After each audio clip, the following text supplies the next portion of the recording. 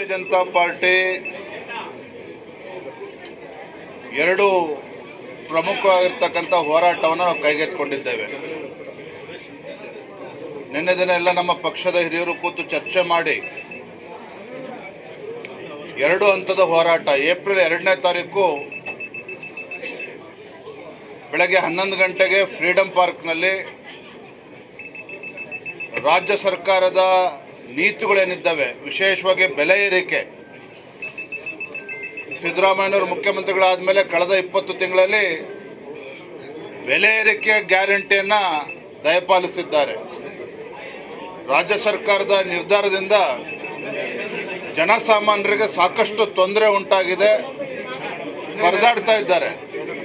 ಹಾಲಿನ ದರ ಜಾಸ್ತಿ ಮಾಡಿದ್ರು, ಪೆಟ್ರೋಲ್ ಡೀಸೆಲ್ ದರ ಜಾಸ್ತಿ ಮಾಡಿದ್ರು, ಸ್ಟ್ಯಾಂಪ್ ಡ್ಯೂಟಿ ಜಾಸ್ತಿ ಮಾಡಿದ್ರು, ನೀರಿನ ದರ ಜಾಸ್ತಿ ಮಾಡಿದ್ದಾರೆ, ವಿದ್ಯುತ್ ದರ ಜಾಸ್ತಿ ಮಾಡಿದ್ದಾರೆ 36 ಪೈಸೆ.